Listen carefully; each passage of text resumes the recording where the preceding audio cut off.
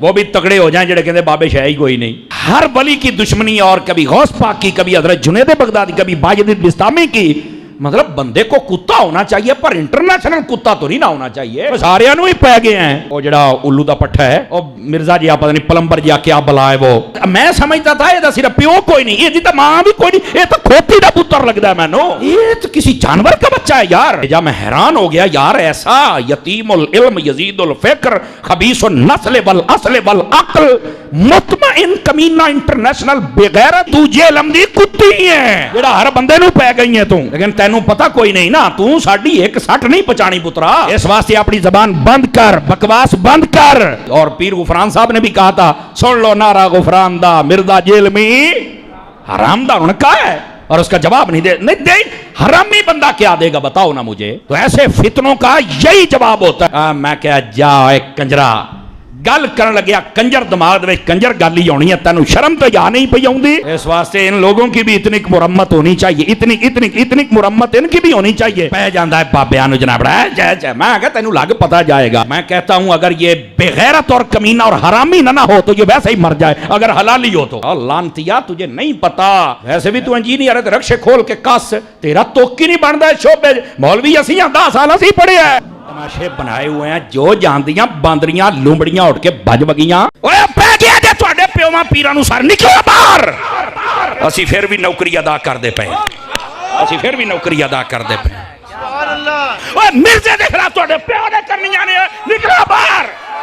Stage پر بیٹھنے والے ہاتھ کھڑا کر کے بتائیں, مجھے بتائیں یہ کام ٹھیک ہے کہ نہیں. تماشا کرتے ہو, پھر کہتے ہیں مسلک کا کام نہیں ہوتا. مسلک والوں کو تم خود رگڑتے ہو. اور جو تواڈے پیواں نو پے گیا ہن تسی چوپ بیٹھے ہو, اور نکلو باہر. باپا جانی جو ہے الیاس قادری صاحب, اس وقت سب سے بڑے ان کے غوث وقت ہے نا, انہوں نے شیخ عبد القادر جیلانی المتوفا 561 ہجری سے متعلق ایک کتابچہ لکھا ہے, جنات کا بادشاہ. وہ چینی جن والا, وہ چینی جن جس میں وہ واقعہ بھی ہے. اچھا, اس میں انہوں نے ایک واقعہ لکھا ہے, اور واقعہ نہ صرف لکھا ہے بلکہ ان کے جو چھوٹو مولوی ہیں نا وہ ویڈیو میں بھی بیان کر رہے ہیں اور اس کو ڈیفینڈ بھی کر رہے ہیں. شیخ عبد القادر جیلانی کو کچھ لوگ ملنے کے لیے آئے, تو جب ان کے پاس پہنچے تو ان کا ایک جو غلام تھا اس نے لوٹا جو رکھا تو لوٹے کی ٹوٹی قبلہ کی طرف نہیں کی. تو شیخ عبد القادر جیلانی غوث پاک سرکار رضی اللہ تعالیٰ عنہ کو اس پر ملال ہوا, تو آپ نے جلال سے اس کی طرف دیکھا تو وہ آپ کی نگاہ کی تاب نہ لاتے ہوئے جاں بحق ہو گیا. اور ان تعلیمات کو یہ قرآن و سنت کے مطابق سمجھتے ہیں. ہم کہتے ہیں یہ بھی فراڈ ہے. اس میں پتہ کیا لکھا ہوا ہے واقعہ, کہ شیخ عبد القادر جیلانی رحمۃ اللہ علیہ کا ایک مرید تھا, وہ انہیں وضو کروایا کرتا تھا. ایک دن اس نے وضو کروانے کے بعد جو لوٹا ہے نا اس کی ٹوٹی قبلہ رخ رکھنے کی بجائے تھوڑی ہٹا کے رکھ دی, جان بوجھ کے نہیں, بے دھیانی کی وجہ سے. تو کہتے ہیں جی شیخ عبد القادر جیلانی کو اتنا غصہ آیا کہ انہوں نے نگاہ مار کے نا مرید کو جلا کے راکھ کر دیا, اس کی روح پرواز کر گئی. وہ مرید جو بیچارہ اس امید میں اپنے بابے سے اٹیچ تھا کہ یہ میری حفاظت کرے گا, وہ خود تو مرا, بابا بھی مار کے چلا گیا. ہاں ظاہر ہے بابے نے قتل ناحق کیا, 302 لگتی ہے بابے کے اوپر, ہاں ذہن میں رکھیے گا. تو ان کے بابوں نے ان کی آخرت کیا بچانی ہے, ان کے مرید اپنی آخرت بھی لے ڈوبے, بابا بھی نال ہی لائے گئے. تو کہتے ہیں اس کے بعد پھر انہوں نے نگاہ ماری لوٹے کی طرف تو ٹوٹی سیدھی ہو گئی. یہ ان لوگوں کا, ان کے بزرگوں کا, اب تو میں کہہ سکتا ہوں نا ان کے بزرگوں کا, کیونکہ یہ تو مانتے ہیں نا, ان کے بزرگوں کا یہ لیول ہے کہ وہ بجائے لوٹے کی ٹوٹی کو سیدھا کرنے کے بندے مار دیتے ہیں, اور پھر ہمیں یہ بتاتے ہیں کہ آپ نے رسول اللہ تک پہنچنا ہے نا صلی اللہ علیہ وآلہ وسلم, ان بزرگوں کا دامن کرم تھام لیں. توبہ توبہ توبہ, دماغ خراب ہے ساڈا, جو اپنے مریدوں کو جلا کے راکھ کر دیں, یوٹیوب سے گستاخانہ ویڈیوز نہ ڈیلیٹ کروا سکیں, ان کے ساتھ ہم نے اٹیچ ہونا ہے, ہمارا دماغ خراب ہوا ہے. اب دیکھیں اس سے کتنے مدنی پھول نکلتے ہیں. ہاں میرا دماغ کدھر جاتا ہے. سب سے پہلا مدنی پھول تو یہ ہے کہ ان کے بابے جو ہے نا قتل ناحق کرتے تھے, 302 ان پہ لگتی تھی, اور قرآن میں ہے جس نے کسی مؤمن کو ناحق قتل کر دیا وہ ہمیشہ کی جہنم میں. ان کے بابے بقول ان کے، میں نہیں کہتا، بقول ان کے، ہم تو حسن ظن رکھیں گے کہ عبد القادر جیلانی کو تو بیچاروں کو پتہ ہی نہیں ہوگا ان کے ساتھ کیا کچھ ہو رہا ہے، لیکن چونکہ یہ کروا رہے ہیں تو ظاہر ہے کہ پھر اس کا اینڈ رزلٹ یہی نکلے گا کہ وہ اپنے مریدوں کو قتل ناحق والا نہ صرف معاملہ کرتے تھے بلکہ مریدوں کی وجہ سے اپنی بھی آخرت برباد کر لی. ظاہر ہے خود بھی جہنم میں چلے گئے قتل ناحق کر کے، تو قرآن کا فتویٰ ہے. آج تو آڑے بابے ہوں 302 کٹاوا ہونا ہوتے ہیں. اچھا، اس کے بعد یہ رزلٹ نکلا کہ یہ جو ان کا دعویٰ ہے نا کہ یہ رسول اللہ صلی اللہ علیہ وآلہ وسلم کے دین کے پاسباں ہیں، امین ہیں، ان کی لیگیسی آگے لے کے چل رہے ہیں، یہ بھی بالکل فراڈ ہے. کیا رسول اللہ صلی اللہ علیہ وآلہ وسلم کا ایٹیچیوڈ یہ ہوتا تھا اپنے ساتھیوں کے ساتھ؟ بخاری اور مسلم دونوں اٹھا کے دیکھیں. انس ابن مالک کہتے ہیں 10 سال تک میں نے رسول اللہ کو وضو کروایا ہے صلی اللہ علیہ وآلہ وسلم. وہ کہتے ہیں میں چھوٹی عمر کا بچہ تھا، 10 سال کی عمر میں میری والدہ ام سلیم مجھے رسول اللہ کی خدمت کے لیے چھوڑ کے چلی گئیں، اور 10 سال میں نبی الاسلام کے ساتھ رہا. کہتے ہیں ان 10 سالوں میں کبھی ایسا نہیں ہوا کہ نبی الاسلام نے مجھے ڈانٹا ہو، مجھے کبھی یہ کہا ہو کہ تم نے یہ کام کیوں کیا، یہ کام کیوں نہیں کیا. وہ کہتے ہیں کئی بار نبی الاسلام مجھے کسی کام سے روانہ کرتے تو میں بچوں میں کھیلنا شروع کر دیتا. یار 10 سال کا بچہ کھیلے گا ہی نا. نبی الاسلام نے کبھی نہیں مجھے ڈانٹا. کبھی آپ صلی اللہ علیہ وآلہ وسلم گھر سے باہر نکلتے اور مجھے بچوں میں کھیلتے ہوئے دیکھتے تو پیار سے بلاتے، انیس، نام تھا انس، پیار سے بلاتے، انیس بیٹا میں نے تم نے فلاں کام کے لیے کہا تھا. وہ کہتے اچھا یا رسول اللہ میں جاتا ہوں. بس نہ ڈانٹا کبھی، نہ مارا پیٹا. اور تمہارے بزرگ جو کہتے ہیں ہم رسول اللہ کے ماننے والے ہیں، ہم آپ کو رسول اللہ تک پہنچائیں گے، پہلے آپ تک پہنچ جاؤ. یہ میں آپ کو کمپیریزن بتا رہا ہوں. لہذا یہ جو تم لوگ کلیم کر رہے ہو نا کہ ہمارے بزرگوں کی کتابیں بدل گئی ہیں، تو جو باتیں تم کتابوں سے بیان بھی کر رہے ہو نا بغیر بدلی ہوئی، ہمارے نزدیک وہ بھی قرآن و سنت کے خلاف ہیں. سمجھ رہے ہیں نا میں کیا کہنا چاہ رہا ہوں؟ ہاں، اگر نہیں سمجھ آ رہی تو میں ایک اور مثال پیش کر دیتا ہوں. ان کے وہ اس وقت میٹھے میٹھے ایک مبلغ جو طارق جمیل صاحب کے مقابلے پہ انہوں نے لانچ کیے ہوئے، ثاقب رضا مصطفی صاحب، ہائے ہائے ہائے ہائے، وہ خواجہ باؤ الحق نقشبند کے بارے میں بتا رہے ہیں کہ ان کی ایک مریدنی تھی. ہاں، اس کو بادشاہ وقت نے ایک مینارے سے گرایا. ہاں، اور وہ بخارے میں تھے. وہ کہتے ہیں کہ مریدنی نے آخری وقت میں بجائے اللہ کو پکارنے کے نا وہ بابے کو پکارا. اوکھے ویلے بزرگ کام آتے ہیں. تو آگے الفاظ دیکھیں اس ذمہ دار شخص کے. یہ کہتا ہے کہ جی وہ بزرگ آئے اڑ کے اور انہوں نے مریدنی کو کیچ کر کے، ہاں اس میں الفاظ ہے پکڑ کے، تو زمین پہ آرام سے رکھ دیا جب اس کو دھکا دیا جلاد نے. حضرت شاہ نقشبند بخاری علیہ رحمہ نقشبندیوں کے امام ہیں. آپ کابل میں تشریف لائے تو بادشاہ کے گھر میں کام کرنے والی ایک خاتون آپ سے روحانی نسبت قائم کر لیتی ہے. جو اس کی ہم منصب تھیں انہوں نے اس سے حسد کیا اور بادشاہ کے گھر کا زیور چوری کر کے اس پر الزام دھر دیا اور گواہیاں بھی دے دی. بادشاہ کو بڑا غصہ آیا. اس نے کوئی بات سنے بغیر کہا کہ اس کو لے جاؤ اور محل کی چھت سے اوپر گرا دو. خیر اس کو چھت پہ لے گئے. جب پھینکنے لگے تو اس کے دل میں خیال آیا، وہ کسی نے بتایا تھا کہ اوکھے ویلے بزرگ کام آتے ہیں، تو اس سے بڑھ کر اوکھا ویلا ہو کیا سکتا ہے. تو اس نے بخارے کی طرف منہ کر کے کہا، شیعہ للہ چو گدائے مستمند المدد خواہم ز شاہ نقش بند. اور اتنے میں جلاد نے پیچھے سے دھکا دے دیا. جب وہ نیچے گئی تو حضرت شاہ نقشبند بخاری نے پکڑ کے آرام سے زمین پہ رکھ دیا. تو حیرت زدہ ہوگی، حضرت آپ کب آئے تھے؟ کہا تو از چبارہ آمدی من از بخارا آمدم. تو چبارے سے چل پڑی تھی، میں بخارے سے چل پڑا. اور بعد میں مریدنی پوچھتی ہے کہ حضرت آپ کہاں سے؟ تو انہوں نے کہا کہ تو مینارے سے چل پڑی اور میں بخارے سے چل پڑا، اور نہر والے پل تے آ کے ملے دوئے.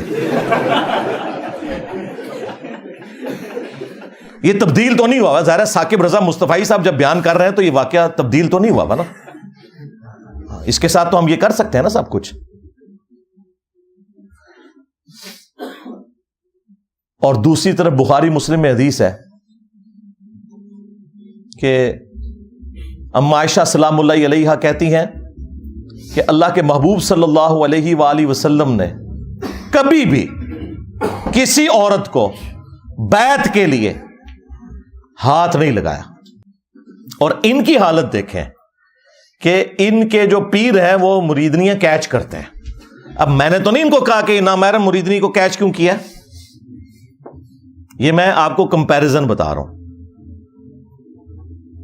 اس کے بعد ایک اور واقعہ جو بڑا مشہور کیا ہوا انہوں نے، وہ کہتے ہیں کہ جی ابو الحسن خرقانی جو تھے نا، جو بایزید کے خلیفہ تھے، وہ خلیفہ بھی جا کے قبر پہ ہی ہوئے ہیں، مطلب ان کے مرنے کے بعد تو وہ پیدا ہو رہا ہے بندہ. تو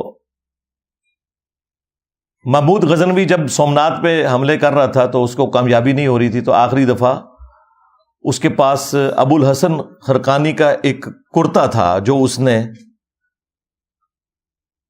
اللہ کے حضور توسل کے طور پر پیش کرتے ہوئے دعا کی اور اسے فتح ہو گئی. اور رات کو خواب میں بابا جی آ گئے اور بابا جی ناراض ہیں. وہ کہتے ہیں کہ تو نے میرے کرتے کی اتنی کم قیمت لگائی ہے، اگر تو یہ کرتا اپنے ہاتھ میں پکڑ کے اللہ سے یہ دعا کرتا کہ ہند کی سرزمین میں قیامت تک کوئی کافر نہ ہو تو یہ سارے ہی مسلمان ہو جاتے. حضرت ابو الحسن خرقانی ایک بزرگ گزرے ہیں، یہ حضرت بایزید بستامی کے سجادہ نشین تھے. اتنے بڑے آدمی تھے، اپنا جبہ دیا محمود غزنوی کو، جب مشکل آئی تو دعا مانگنا آگے رکھ کے اللہ فتح دے دے گا. تو محمود کہتے ہیں جب سومناتھ کے مندر نہیں فتح ہو رہے تھے تو میں نے بابے کا جبہ سامنے رکھ کے دعا کی تو اللہ نے مجھے فتح دے دی. کہتے ہیں بابا جی رات خواب میں ملے تو کہنے لگے تو نے کیا قیمت ڈالی میرے جبے کی؟ کہا حضور کیا مطلب؟ فرمانے لگے تو میرا جبہ سامنے رکھ کے دعا کرتا کہ یا اللہ ہندوستان کے سارے کافر مسلمان ہو جائیں تو اللہ نے توفیق ایمان دے دینی. یہ تو نے کیا دعا مانگی ہے؟ یہ تعلیمات بتاتے ہیں اور پھر سبحان اللہ پڑھتے ہیں. اور یہ واقعہ تذکرۃ الاولیاء کے اندر بھی لکھا ہوا ہے شیخ فرید الدین عطار نے. اب یہ واقعات بیان کرتے ہیں تو ہم اس کے مقابلے میں انہیں بتائیں گے کہ بھائی اگر ان کرتوں سے کوئی فرق پڑتا تو اس کائنات میں سب سے عظیم کرتا تو رسول اللہ کا ہے صلی اللہ علیہ وآلہ وسلم. صحیح مسلم میں حدیث ہے اسما بنت ابی بکر نے نبی الاسلام کا کسروانی طیالسی ایک کالا جبہ وہ نکالا اور انہوں نے بتایا کہ یہ وہ جبہ ہے جو نبی الاسلام پہنا کرتے تھے اور اس کے دھون کو ہم مریضوں کے لیے شفا کے طور پر استعمال کرتے ہیں. نبی الاسلام کا کرتا مبارک جو صحیح تبرک بھی ہے جس سے صحابہ کرام نے تبرک بھی حاصل کیا، وہ کرتا جب نبی الاسلام خود پہنتے تھے اس کرتے کو دیکھ کے تو مشرکین عرب نے اسلام قبول نہیں کیا. اور اس کے بعد رومنز اور پرشینز کے خلاف جب صحابہ کرام نے جنگیں لڑی ہیں تو وہ کرتا تو نہیں لے کے گئے جس طرح یہ ابو الحسن خرقانی کے کرتے سے دعا کی ہے. انہوں نے تو رسول اللہ کے کرتے سے کوئی دعا نہیں کی ہے. وہاں تو 8,500 صحابہ اور تابعین شہید ہوئے ہیں جنگ قادسیہ میں، ہاتھیوں کے نیچے بھی آئے کئی، تب جا کے وہ پرشین امپائر جو ہے وہ مسلمانوں کے پاس آئی ہے. اور جنگ یرموک میں بھی ہزاروں صحابہ اور تابعین شہید ہوئے ہیں، تب جا کے رومن امپائر کی کمر ٹوٹی ہے. ادھر تو کوئی کرتے نہیں لے کے گئے، سب کہانیاں بنائی ہوئی ہیں. پھر ہمارے وہ جو مرشد ہیں مصباحی صاحب، ہاں اب مصباحی صاحب جو کچھ بیان کر رہے ہیں بزرگ ہی لکھ کے گئے ہوئے ہیں. یہ کشف المجوب میں واقعہ لکھا ہوا ہے، اوپر دیکھا تو سونا، نیچے دیکھا تو سونا، درخت سارے کا سارا سونے کا اور پتے سونے کے اور جڑیں بھی. ہاں نا اینڈ تک کہتے ہیں ہاں نا، یعنی میں بھی ہوتے ہی سا. ہاں یہی مطلب ہوتا ہے نا. داتا حضور کشف المحجوب میں لکھتے ہیں یہ فکرے ان کی زبان سے تب ادا ہوئے جب اس درخت کے نیچے تھے جس کے اوپر میں چڑھا ہوا تھا. آپ فرماتے خدا کی عزت و عظمت کی قسم پورا درخت، اس کی ٹہنیاں، اس کا تنا، اس کی جڑیں بھی سونے کی ہو گئی، سارا، ہاں سارے سونے کا ہو گیا. اب وہ جو ہے نا وہ مٹی اٹھانے کے لیے نیچے ہوا، تو نیچے دیکھا تو زمین سونے کی زمین سونے کی ہے. یہ کیا ہوا؟ دائیں دیکھا تو سونا، بائیں دیکھا تو سونا، آگے دیکھا تو سونا، پیچھے دیکھا تو سونا. اب بابا جی نے کام کیا تھا، کیوں نہیں مٹی دیا ٹیما پھڑان ڈیا. और कहता है हजूर कहाँ से पकड़ाऊं, मट्टी है ही नहीं, जहां तक नजर जाती सोना ही सोना है। बाबा जी एक सवाल है बाबा जी, अगर आप हवा में सोना निकाल सकते हैं बाबा जी, तो देश की गरीबी क्यों नहीं मिटा देते बाबा? जवाब बाबा जी, जब आप खुद सोना निकाल सकते हो तो हम लोगों से चंदा क्यों लेते हो बाबा जी? जवाब हरिओम हरिओम हरिओम। ये रॉन्ग नंबर है, ये रॉन्ग नंबर है। तो ये वो तालीमात हैं जो इनके बुजुर्गों की किताबों में लिखी है, ये डिफेंड कर रहे हैं। हम इसके जवाब में फिर आपसे ना पूछें कि तुम बुजुर्गों के बारे में क्लेम कर रहे हो कि वो नीचे देखते थे, सोना बना देते थे, दरख्तों को सोने का बना देते थे। खुदा के लिए सूरह बनी इसराइल के अंदर जो काफिरों ने रसूलुल्लाह सल्लल्लाहु अलैहि वसल्लम से 9 मोजज़ात मांगे थे ना, उनमें से एक मोजज़ा यह भी था कि इसका कोई सोने का घर बन जाए, तब इसे पैगंबर मानेंगे।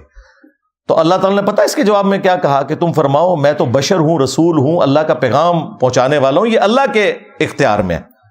रसूलुल्लाह सल्लल्लाहु अलैहि वसल्लम के लिए तो ऊपर देखें तो सोना, नीचे देखें तो सोना तो नहीं हुआ। जहां पे नबूवत भी स्टेक पे लगी हुई थी इस हवाले से कि काफिर वो डिमांड कर रहे थे मुआवजा। तेरे बुजुर्गों का इतना मकाम हो गया कि उनके लिए बाद में ये सारी चीजें सोने की बन जाएंगी।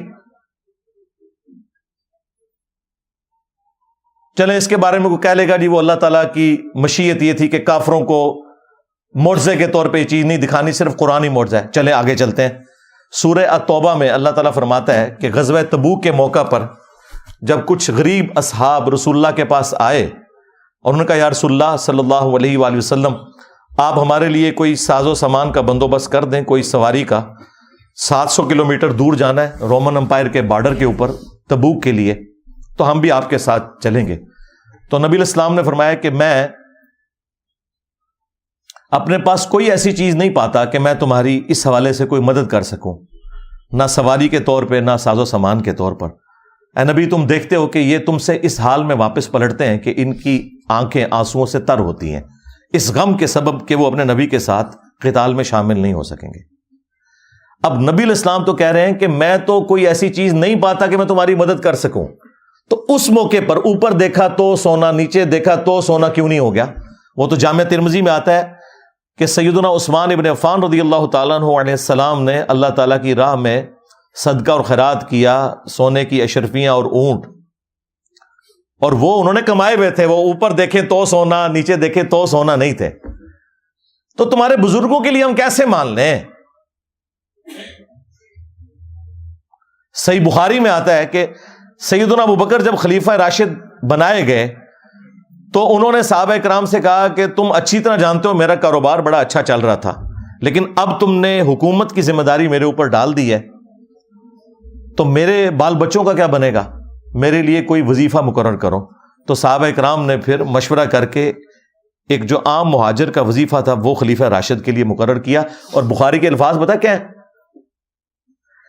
कि अबू बकर उमूरे हुकूमत चलाएंगे और इसके एवज जो मुसलमान हैं वो इनके बीवी बच्चों का खर्चा उठाएंगे। कितनी गुस्ताखी है कि अबू बकर के घर वालों का खर्चा मुसलमान उठा रहे हैं इनके बकौल। लेकिन हमारे नजदीक ऐसा ही होता है भाई। ये नहीं हुआ कि हजरत अबू बकर ने मुसल्ला उठाया तो नीचे से सोना निकला, नहीं निकलता ऐसे सोना, ऐसा तो नहीं होता। हाँ। ऊपर देखें तो सोना, और देखें ये लोग दावे करते हैं हम जी सहाबा इकराम और अहले बैत के माने, और नसो तू है तो पता ही नहीं सहाबा इकराम और अहले बैत दा कोई, तुसी बाबियां दे मनने वाले हो। यही मिसबाई साहब एक और वाकया सुनाते हैं एक बुजुर्ग का। वो कहते हैं कि वो समुद्री जहाज के जरिए हज या उम्रे के लिए जा रहे थे और बार बार कैप्टन से आके पूछते थे कि भाई कब आएगा जद्दा, तो वो कहता था अभी तो ये बंदरगाहें आएंगी फिर। और फिर वो वही जो इनकी कहानी थी वो छोड़ दी इन्होंने। वो कहते हैं कि जी वो बुजुर्ग जो है वो उन्होंने अपनी करामत दिखाई और कहा जी कैप्टन साहब लो फिर जद्दा आ गया जे। हमारे बुजुर्गों ने कोई लतीफ़े नहीं लिखे जी। ये किताब है तज़किरा गौसिया, ये गौस अली शाह साहब रहमतुल्लाह तआला अलैह के मलफूज़ात। अब फरमाते हैं मैं हज करने के लिए गया और मैं बम्बई बंदरगाह से बहरी जहाज़ पे बैठा। कहते इसी तरह जहाज़ बम्बई बंदरगाह से निकला, थोड़ा सा जहाज़ आगे गया होगा तो एक बाबा जी आ गए और आके मेरे वाले साहब को कहते हैं मौलवी साहब ये तो बताएं जद्दा कब आएगा। تو کہتے ہیں میرے والد صاحب مسکرا کے کہنے لگے بزرگوں وہ یہ تو جہاز بمبئی بندرگاہ تو چلے آئے 11 دن لگنے نے پھر جدہ آئے گا. کہتے ہیں وہ بابا جی چلے گئے, عصر پڑھ کے پھر آئے, وہی سوال. میرے والد صاحب کا بھی وہی جواب, پھر چلے گئے, مغرب پڑھ کے پھر آئے, پھر وہی سوال. کس دفعہ میرے والد صاحب بھی غصے میں آ گئے, کہنے لگے بابا جی گل نہ کریے, بار بار نہ ہو میرے گھر, میں تو 11 دن تو پہلے لیا نہیں سکتا, جو تسی لیا سکتے ہو تو لے آؤ. کہتے ہیں وہ بابا جی میرے والد صاحب کو کہتے ہیں پھر سب سے پہلے کون سی بندرگاہ آئے گی؟ کہتے ہیں میرے والد صاحب نے کہا مخا. پھر کون سی آئے گی؟ حدیدہ. پھر کون سی آئے گی؟ عدن. پھر کون سی آئے گی؟ میرے والد صاحب نے کہا جدہ. تو بابا جی کہتے ہیں پھر ویکھو جدہ آ گیا جی. تذکرہ غوثیہ. ہمارے بزرگوں نے کوئی لطیفے نہیں لکھے جی. انہوں نے پتا سی کہ جدے تو بعد انجینئر صاحب نے بھی آنا ہے. اتنا بڑا بلنڈر بابے سے ہو گیا. یہی میں کہتا ہوں ان بابوں کو نہ قرآن کا پتہ, نہ سنت کا پتہ, نہ ان کو نماز ٹھیک آتی ہے, نہ انہیں زکوٰۃ کے مسائل پتہ ہے, نہ انہیں حج کے مسائل پتہ ہے. اتنی بڑی خرابی ہو گئی کہ جو احرام باندھنے کی جگہ تھی میقات, وہ یہ سب کانٹیننٹ سے وہ جا رہے تھے, وہ کہہ رہے تھے کہ یہ اس طرف سے جا رہے تھے. یلملم ایک جگہ آتی ہے جو جدے سے بہت پہلے آتی ہے. ایون جہاز کے پائلٹ کو بھی پتا ہے, آپ عمرے کے لیے جائیں وہ اناؤنسمنٹ کرتے ہیں کہ یلملم آنے والا ہے, اگر کسی نے احرام نہیں باندھا ہوا یا احرام باندھا ابھی تک نیت نہیں کی تو نیت کر لے, کیونکہ اس کے بعد تو دم واجب ہو جائے گا. ان کے بابے نے ڈائریکٹ جدے پہنچا دیا جہاز, وہ کوئی نہیں پہنچا, کہانی پہ کراندہ جائے. لیکن چلو یہ تو کہتے ہیں نا پہنچا. ہم کہتے ہیں جس بابے کو مسائل نہیں پتا, پکڑ کے مفت میں پورے کے پورے بحری جہاز کے اوپر جو ہے نا وہ دم واجب کروا دیا. سینکڑوں لوگ سوار ہیں, سینکڑوں بیڑے آپ جا کے ڈھونڈے, یعنی نیکی کی تھی کہ الٹا مصیبت ہی پا چھڑا. اور یہ شوق سے بیان کرتے ہیں, یعنی پورے جہاز کو اڑا کے وہاں پہ پہنچا دیا. یہ نا جہاز تو اٹکل بنیا تھے کوئی نہیں, ہاں نہ تم سے سٹیم انجن بنا, نہ تم سے ہوائی جہاز بنا. پوری زندگی تمہارے بزرگ مکے مدینے جاتے رہے, ٹھیک ہے, کسی کو تیل نظر نہیں آیا. تیل جا کے 1960 میں جا کے جو ہے وہ ارامکو کمپنی جو امریکہ کی, انہوں نے جا کے وہاں پہ نکالا تیل. تو بزرگ کدھر رہے؟ سب کہانیاں کراتے رہے. اچھا اب میں آپ کو بتاؤں, مسلم شریف میں لکھا ہوا ہے, بنو سلمہ ایک چوراہے پر کھڑے ہوئے تھے, نبی علیہ السلام پاس سے گزرے, آپ صلی اللہ علیہ وآلہ وسلم نے پوچھا کس لیے کھڑے ہو؟ تو انہوں نے کہا یا رسول اللہ ہم دور گاؤں ایریا سے آتے ہیں تو نماز میں لیٹ ہو جاتے ہیں, ہم نے ارادہ کیا کہ ہم مسجد نبوی شریف کے پاس مدینہ شریف میں ہی شفٹ ہو جاتے ہیں تاکہ نماز پہ ہم ٹائملی پہنچ جائیں. تو آپ صلی اللہ علیہ وآلہ وسلم نے فرمایا کہ تم لوگ جتنے قدم چل کے آتے ہو نا تو اتنا ثواب تمہارے نامہ اعمال میں لکھا جاتا ہے. تو پھر بنو سلمہ نے مدینہ شریف میں شفٹ ہونے کا ارادہ ترک کر دیا. اب مجھے بتائیں اس وقت رسول اللہ نے یہ مشورہ کیوں نہیں دیا کہ اڑ کے آ جایا کرو, بعد میں بابے جو اڑیں گے. او بھائی کوئی نہیں تھا اڑتا, اس کا مطلب صحابہ کرام کو ایکٹنگ بھی نہیں کر رہے تھے, وہ نہیں اڑ سکتے تھے بےچارے, اسی لیے مدینہ شریف شفٹ ہو رہے تھے. یہ ہے کتابوں کا دین. یہ میں آپ کو کمپیریزن ساتھ ساتھ اس لیے کروا رہا ہوں تاکہ آپ کو پتا چلے کہ مرنے سے پہلے اے مسلمان کر لے اس پہ غور, کتابوں کا خدا اور ہے, بابوں کا خدا اور. اگرچہ بابے بھی اسی خدا کو مانتے ہیں لیکن یہ کوالٹیز بالکل ڈیفرنٹ ہیں. قرآن و سنت میں آئی ہوئی تعلیمات بالکل ڈیفرنٹ ہیں. اس طرح کی تعلیمات یہ لوگ پبلک کے اندر مشہور کر رہے ہوتے ہیں. اگلے دنوں وہ باپا جانی کی ایک ویڈیو, اس کے اوپر ان کے جو سینکڑوں ہزاروں مریدین سبحان اللہ پڑھ رہے ہیں, وہ کہہ رہے ہیں جی ہمارے ایک مفتی تھے دعوت اسلامی کے, تو وہ فوت ہو گئے, ان کی قبر کے اوپر ایک مدنی قافلہ حاضری کے لیے گیا, تو کہتے ہیں اندر سے قرات کی آواز سنائی دے رہی تھی اور زہر کی نماز تھی. مفتی دعوت اسلامی کی بارگاہ میں, تو انہوں نے وہ بتایا کہ ہم اس وقت مفتی دعوت اسلامی قدس سر السامی کے مزار پر حاضر ہیں, اور ہم دونوں نے ہم دونوں نے بالکل ہوش و حواس میں اپنے کانوں سے سنا کہ اندر میں با جماعت نماز پڑھی جا رہی ہے, اندر میں نماز پڑھی جا رہی ہے, باقاعدہ قراءت سنائی گئی ہم کو. ظہر کا وقت تھا, باقاعدہ وہ قراءت سنائی دی گئی. ظہر کا وقت تھا, باقاعدہ وہ قراءت سنائی دی گئی. ظہر کا وقت تھا, باقاعدہ وہ قراءت سنائی دی گئی, اور سلام پھیرنے کے بعد اللہم انت السلاموں کی دعا بھی ہم نے سنی. اندازہ کرو. اور نیچے لوگ سبحان اللہ پڑھ رہے ہیں. اس سے آپ اندازہ لگائیں کہ ان کے آڈینس کتنا اپنا دماغ استعمال کرتے ہیں. زور کی نماز میں تو قرات اونچی ہوتی ہی نہیں ہے. کہانی ہے, کوئی آواز نہیں سی آ رہی قبر کے اندر سے یا باہر سے. ایسے نہیں ہوتا میرے بھائی. صحابہ اکرام کا سٹیٹس میں آپ کو بتاؤں, قبر تو بہت دور کی چیز ہے. صحیح بخاری میں حدیث ہے, نبی علیہ السلام کا ایک غلام تھا مدعم, جو آپ علیہ السلام کی سواری کا کجاوا کسا کرتا تھا. خیبر کے موقع پر ایک نامعلوم تیر اسے لگا, وہ شہید ہو گیا. صحابہ اکرام نے کہا کہ تمہیں شہادت مبارک ہو, نبی علیہ السلام کی خدمت بھی اور موت بھی آپ کی موجودگی میں آئی ہے. بالکل ٹھیک رزلٹ نکالا.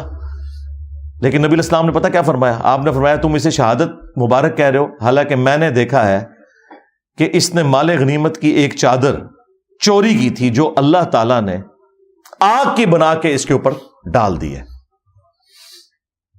صحابہ کرام کو تو سامنے میت کے اوپر کوئی چادر نظر نہیں آئی. ان کے بزرگوں کو نظر آتا ہے جی قبر کے اندر کون نماز پڑھ رہا ہے, کوڑ مار رہے ہو, اور نماز زور کی اور کہہ رہے کہ رات کی آواز باہر سنائی دے رہی تھی.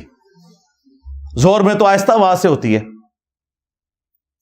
کوئی جھوٹ گھرنا تھا تو مغرب عشاء کا ذکر کرتا ہے, لیکن وہ چور اپنی لنگوٹی چھوڑ جاتا ہے نا, اور ہم تو تیار بیٹھے ہیں پکڑنے کے لیے.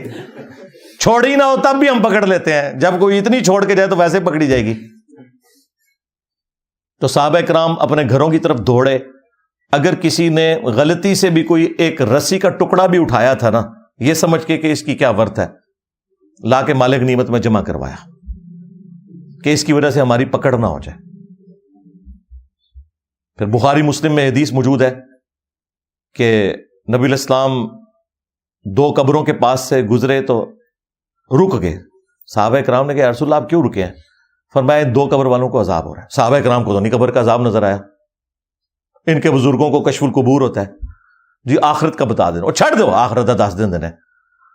یہ دیکھ کے نا, دیکھ کے میری میکینیکل انجینئرنگ کا ایک فارمولہ نہیں پڑھ سکتے, سمجھانا تو دور کی بات ہے, جب تک انہوں نے سیکھا نہ ہو کہانیاں. اور دیکھیں یہ باپا جانی جو ہے نا, یہ کئی بار درس دیتے ہوئے نا اینک لگائی ہوتی ہے انہوں نے, اور جو لوگوں کے دلوں کے حال جانتے ہیں وہ سامنے پیڈ سے پڑھنے کے لیے ان کو اینک لگانی پڑتی ہے. اور زوم کر لیا کرو اینج کر کے, کم از کم انجینئر صاحب دے فتوے تو بچ جاؤ. اینک کے بغیر جو سامنے لکھا ہوا اردو نہ پڑھ سکے وہ دل کے حال جانے گا. کہانیاں کرانیاں بند کرو. جھوٹ اپنی طرف سے چیزیں بنا بنا کے مارکیٹ میں پھینکتے ہیں, اور لوگوں کو جو ہے نا وہ اپنے بزرگوں کا پھر اسیر کیا ہوا ہے کہ جی ہمارے بزرگ تو یہ کر لیتے تھے, تو وہ کر لیتے تھے, تو یہ کر لیتے تھے.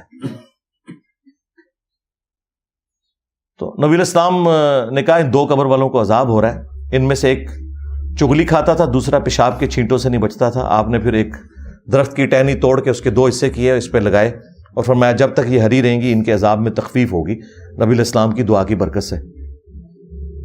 پھر مسلم شریف میں حدیث ہے, نبی علیہ السلام نے فرمایا کہ میں نے ارادہ کیا کہ میں اللہ سے دعا کروں کہ تمہیں عذاب قبر سنوا دے. دیکھ تو کوئی سکتا ہی نہیں, لیکن پھر میں اپنے اس ارادے سے پیچھے ہٹ گیا. مجھے خدشہ ہوا کہ تم اگر عذاب قبر سن لو تو اپنے مردوں کو دفنانا ہی چھوڑ دو گے, اتنا خوف کھا جاؤ گے. صحابہ اکرام کو تو عذاب قبر دیکھنا تو دور کی بات, نبی علیہ السلام کہتے ہیں تمہیں تو سنوایا بھی نہیں جائے گا, اور یہ لوگ اپنے بزرگوں کے بارے میں کلیم کرتے ہیں. سب کہانیاں بنائی ہوئی ہیں, جھوٹ ہے. جھوٹ بولو اور بولو, بولتے جاؤ, اسی لپیٹتے جاؤں گے تھوڑی. اینڈ ریڈی نے گچھی انہوں آگے لا دیں گے قرآن و سنت کے دلائل سامنے رکھ کے. کہانیاں بنائی ہوئی ہیں, جھوٹ پہ جھوٹ بولتے جاتے ہیں. تو یہ وہ تعلیمات میں آپ کو بتا رہا ہوں موٹی موٹی جو ان کے کلیم ہیں. اور جی بزرگ تھے تو وہ ان کا ایک مرید تھا, اس کی بیوی حافظ قرآن تھی, وہ بیچارہ کوہرا تھا, وہ پریشان ہو گیا. بیوی نے کہا میرے نڑے نہ لگے جو تک تو بھی حافظ نہ بنے. تو ٹائم قیامت تک کی. وہ جناب پریشان ہو کے پیر صاحب کے پاس پہنچا. پیر صاحب نے کہا جی کہ جی صبح, اور یہ وہ واقعات جو انہوں نے کتابوں میں لکھے ہوئے ہیں, بیان کرتے ہیں, یہ وہ ہیں جو تبدیل نہیں ہوئی ہوئی, یہ وہ چیزاں نے. کہتے ہیں جی وہ پیر صاحب نے صبح کے وقت جب سلام پھیرا فجر کی نماز میں, دائیں طرف جتنے تھے حافظ قرآن بن گئے, بائیں طرف جتنے تھے ناظرہ بن گئے. اور لوگ کہتے ہیں سبحان اللہ. اس طرح کوئی حافظ قرآن بنتا ہوتا تو صحابہ صفا کا جو چبوترا ہے 155 صحابہ کا, ان میں سے جو احادیث روایت کرنے والے صاحب ہیں وہ تو چند ایک ہیں. حضرت ابو ہریرہ رضی اللہ تعالیٰ عنہ، اور ان کے لیے بھی خاص دعا تھی، بخاری مسلم میں آئی. تو وہ حدیثیں نہیں بھولتے تھے. وہ کہتے ہیں میں بھول جاتا تھا، پھر حضور نے میرے لیے دعا کی، میں پھر جو بھی نبی علیہ السلام سے سنتا تھا یاد کرتا تھا. لیکن انہوں نے بھی یہ نہیں ہوا کہ نبی علیہ السلام نے کوئی دائیں طرف سلام پھیرا تو ان کو ساری حدیثیں یاد ہو گئی ہیں، محنت سے یاد کی ہیں بعد میں بھی. یہ میں آپ کو فرق بتا رہا ہوں. ورنہ یہ اتنے لوگوں کی نبی علیہ السلام تعلیم کا اہتمام کیوں کرتے تھے؟ حتیٰ کہ مسند احمد میں آیا کہ غزوہ بدر کے جو قیدی تھے کافر، وہ چھوڑنے کے لیے یہ ان کے لیے فدیہ مقرر کیا گیا جن کے پاس پیسے نہیں تھے کہ تم لوگ مسلمانوں کو لکھنا پڑھنا سکھا دو. نبی علیہ السلام نے تو نہیں کہا کہ بھی جس نے لکھنا پڑھنا سیکھنا ہے میرے پیچھے نماز نیت کرے، دائیں طرف سلام پھیروں گا سارے حافظ ہو جائیں گے، بائیں طرف سارے ناظرہ ہو جائیں گے. اس کا مطلب ہے کہ جو کچھ تم اپنے بزرگوں کے بارے میں کلیم کر رہے ہو نا، واقعات، وہ سب کے سب خود فراڈ کے اوپر مبنی ہے. ہم جو تم لوگ صحیح بیان کرتے ہو نا وہ بھی صحیح ماننے کے لیے تیار نہیں. جی شیخ عبد القادر جیلانی نے فرمایا کہ میرے سلسلے میں جو بھی داخل ہو گیا تو اللہ تعالیٰ نے مجھ سے گارنٹی مجھے دی ہے. اندازہ کرے غیر پیغمبر جو 500 سال بعد آیا اس کے بارے میں ایک کلیم کر رہے ہیں، اللہ نے اسے گارنٹی دے دی ہے. رسول اللہ کے بعد جو کہہ رہے ہیں نا مجھے اللہ نے گارنٹی دی ہے، تو سمجھ لو کہ اے مسلمہ کذاب دا چھوٹا پراج ہے، خواہ غلام احمد قادیانی دجال ہے یا کوئی اور ہے. ہم نہیں کہتے کہ عبد القادر جیلانی نے یہ کہا ہوگا، لیکن ان کی ضد ہے. ہم کہتے ہیں اگر ضد ہے تو لو سامو، پھر فتوا لو ساڈے کو.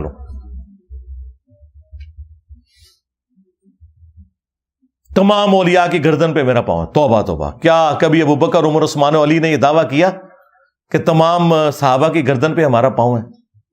اور یہ آگے سبحان اللہ پڑھ رہے ہوتے ہیں. عقل کا ماتم کرے. جی میرا مرید جو ہے وہ مشرق میں ہو اور میں مغرب میں ہو اور اس کا ستر کھل جائے تو میں پہنچ جاؤں گا. میں کہا بڑو سچے قادری.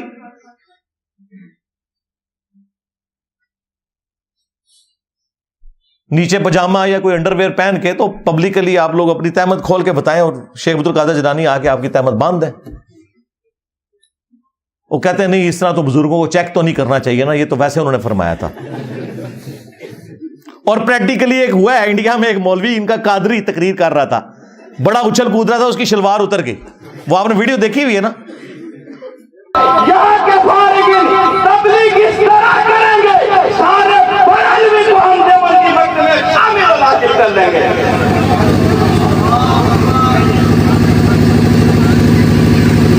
نعرہ تکبیر، نعرہ رسالت، علماء اہل سنت.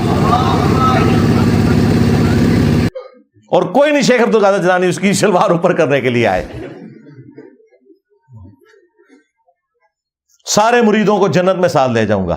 اللہ کے بندو تم نے قرآن و حدیث پڑھا ہی نہیں ہوا. سورہ الشعراء میں جب وہ آیت نازل ہوئی کہ اپنے قریبی رشتہ داروں کو ڈر سنائیے، تو بخاری اور مسلم دونوں میں یہ حدیث موجود ہے. نبی علیہ السلام نے اپنے چچا عباس کو مخاطب کیا، اے نبی کے چچا عباس، میرے مال سے جو لینا ہے لے لے، اگر اللہ کے حضور پکڑا گیا تو میں تیرے کچھ کام نہیں آؤں گا. اے نبی کی پھوپھی صفیہ، میرے مال سے جو کچھ لینا ہے لے لے، اگر اللہ کے حضور تو پکڑی گئی تو میں تیرے کچھ کام نہیں آؤں گا. اے نبی کی بیٹی فاطمہ، میرے مال سے جو تو نے لینا ہے وہ لے لے، اگر اللہ کے حضور تو پکڑی گئی تو میں تیرے کچھ کام نہیں آؤں گا. اندازہ کریں. اور ادھر یہ لوگ کہتے ہیں جی ہم اپنے مریدوں کو بھی ساتھ لے کے جائیں گے جنت میں، اس وقت تک جنت میں داخل ہی نہیں ہوں گے. اللہ سے ڈر جاؤ. یہ تکبرانہ جملے کہ اولیاء کی گردن پہ میرا پاؤں ہے. اچھا پھر یہ بھی یہ پورا قصیدہ ان کی طرف قصیدہ غوثیہ منسوب کیا ہوا ہے. اور وہ پیر میر علی شاہ صاحب کے دربار کے اوپر نا جمعے کے دن مصطفیٰ جان رحمت پہ لاکھوں سلام تو کبھی کبھار ہی پڑھا جاتا ہے، قصیدہ غوثیہ برل وہاں پہ پڑھا جاتا ہے. یہ قیامت تک سورج جو طلوع ہوگا وہ مجھے میری اجازت سے طلوع ہوگا، مجھے بتائے گا کہ کیا کچھ ہونا ہے. پتہ نہیں کیا کچھ کہانیاں لکھی ہیں نے، مطلب وہ جو کوئی صحابی بھی نہیں سوچ سکتا اپنے بارے میں. تو یہ ساری کی ساری باتیں کرنے کے بعد پھر میں بولوں کہ نہ بولوں کہ میرے نبی سا ہے ہی کوئی نہیں، بابے تھے شے ہی کوئی نہیں. کیونکہ یہ جتنے میں نے 7-8 واقعات آپ کو بابوں کے بتائے ہیں نا، اس کے مقابلے میں قرآن و سنت کی تعلیمات بتائی ہیں. تو اب میں حق بجانے میں ہوں یہ کہنے میں کہ نبی کے جیسا ہے ہی کوئی نہیں، بابے تھے شے ہی کوئی نہیں. جو چیزیں نبی الاسلام ان کے صحابہ کے لیے نہیں ہیں تم نے بابوں کے لیے کلیم کی ہیں. تو ہم کہہ رہے ہیں نا یہ ہم بابوں کو توہین کے طور پہ نہیں کہہ رہے. اور ویسے بھی تم نے ہمیں خود یہ کہانی پڑھائی ہوئی تھی کہ جی کوئی بڑے سے بڑا غوث کتب ابدال ہو, وہ کسی صحابی کے گھوڑے کے قدموں کی خاک جو گھوڑے کے نتنوں میں بیٹھے, یہ جو ایک کہانی پوری انہوں نے بنائی ہوئی ہے, کولوئی بنائی ہوئی ہے. چلیں یہ تو مانتے ہیں اس کہانی کو, اس کے برابر نہیں ہو سکتا. تم تو کہتے ہو کہ غوث کتب ابدال یعنی تمہارے بابے صحابہ کرام کے گھوڑے کے قدموں کی خاک کے برابر بھی نہیں ہے. جانوروں سے بدتر سمجھتے ہو غوث کتب ابدال کو, تم ظاہر ہے جانوروں سے بدتر سمجھ رہے. ہم تو اس بات کو نہیں مانتے. کوئی بھی جانور کسی مسلمان سے افضل نہیں ہو سکتا. بہرحال تم کہتے ہو کہ وہ ان گھوڑوں کے قدموں کی خاک جو ہے نا وہ افضل ہے تمہارے غوث کتب ابدال سے. تو میں تو چھوٹی بات کر رہا ہوں, بابے تشیعی کوئی نہیں. مجھے تو کہنا چاہیے کہ ابو بکر عمر عثمان و علی جیسا ہے ہی کوئی نہیں. تیرے بابے تشیعی کوئی نہیں. تیرے بابے تھے ابو بکر عمر عثمان و علی کے گھوڑے کی خاک کے مقابلے میں بھی شیعی کوئی نہیں. مجھے تو یہ بولنا چاہیے. تو بڑا ہلکا جملہ بول رہا ہوں, رجوع کرا پھر میں دیتے بھی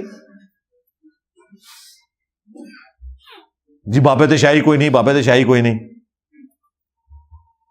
جی آئے دن انجینئر صاحب نعرہ لگاتے ہیں. تم نے یہ نعرہ لگایا ہوا ہے نا کہ کوئی غوث کتب ابدال جو ہے وہ کسی صحابی کے گھوڑے کے قدموں کی خاک کو نہیں پہنچ سکتا. خود سے ایک جعلی کہانی. ہاں یہ ضرور ہے حدیث ابو داؤد کے اندر, جب مولا علی علیہ السلام کے اوپر سب و شتم کروا رہے تھے بنو امیہ کے لوگ کر رہے تھے, حضرت مغیرہ ابن شعبہ کی موجودگی میں, وہ گورنر کوفہ تھے, وہ اپنے سامنے کروا رہے تھے. مسند احمد میں بھی موجود ہے. جدھر پھر ان کو بڑا غصہ آیا حضرت سعید ابن زید کو, جو عشرہ مبشرہ میں سے تھے اور حضرت عمر کے وہ بہنوئی تھے. انہوں نے کہا اوے مغیرہ, اوے مغیرہ. اور ایک روایت میں آتا ہے اس ظالم کو دیکھو اپنے سامنے ایک جنتی کے اوپر لعنت کروا رہا ہے. تو انہوں نے کہا کہ نبی کے صحابی کے سامنے یہ ہو رہا ہے کہ ایک جنتی شخص کے اوپر لعنت کروائی جا رہی ہے. میں نے خود رسول اللہ سے سنا تھا ابو بکر جنت میں, عمر جنت میں, عثمان جنت میں, علی جنت میں, طلحہ جنت میں. عشرہ مبشرہ والی انہوں نے حدیث سنائی اور انہوں نے کہا کہ یاد رکھنا تم بعد کے لوگ جتنے ہو نا, تمہیں عمر نو بھی مل جائے نا, تو جو نبی کا صحابی نبی صلی اللہ علیہ وآلہ وسلم کے ساتھ جہاد میں شریک رہا اور اس کے چہرے کے اوپر گرد آ گئی, مٹی, اس جہاد کی وجہ سے, تو کوئی شخص جو ہے عمر نو بھی اسے مل جائے نا, وہ پوری زندگی نیک اعمال کرتا رہے نا, وہ صحابی کے برابر نہیں ہو سکتا. حدیث میں یہ تھا کہ جس صحابی کے جسم پہ گرد آ جائے جہاد کرنے کی وجہ سے, اس صحابی کے برابر, عمر نوح کے برابر بھی کسی کو عمر مل جائے, وہ نیک اعمال کرتا رہے, نہیں پہنچ سکتا. انہوں نے کہانی بنا دی کہ جی گھوڑے کے قدموں کی خاک کے برابر بھی نہیں. جو صحیح بات ہے وہ میں نے آپ کو بتائی کیا موجود ہے.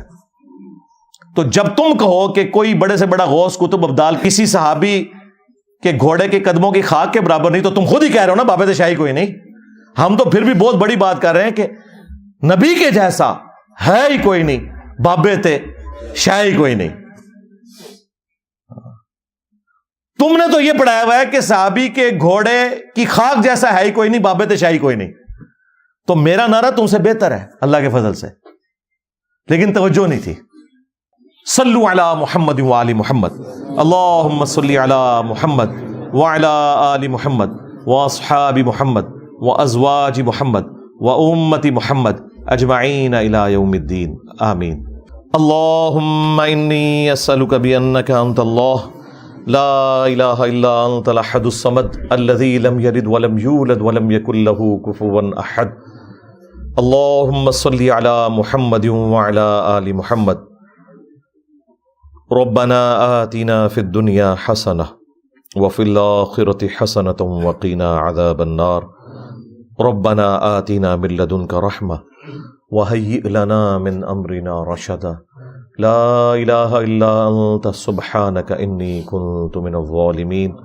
اللہم اغفر لحینا ومیتنا وشاہدنا وغائبنا وصغیرنا وکبیرنا وذکرنا وانثانا.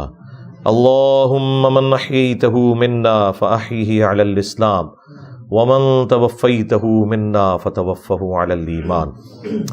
اے اللہ جن جن بھلائیوں کا سوال تیرے محبوب صلی اللہ علیہ وآلہ وسلم نے تجھ سے کیا، ہمارے حق میں، ہمارے ماں باپ کے حق میں، ہمارے بیوی بچوں کے حق میں، پوری امت کے حق میں قبول و منظور فرما۔